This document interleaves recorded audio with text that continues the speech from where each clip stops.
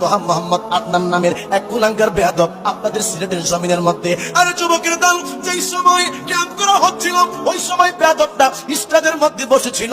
বাজান আমি তোমাদেরকে বলতে চাই এই সিলেটের জমিনের মধ্যে বেয়াদবের রাসূলটা কেমনে সাহস পাইলো আমার মায়ের নবী রাহমাতুল লিল আলামিনের সালাম জানানো হচ্ছে আর বেয়াদবটা এখানে বসে আছে। এই দেশটি যেখানে বসে বড় হুজুর সাইজা রাসূলের সঙ্গে বিয়াদবি করতেছে।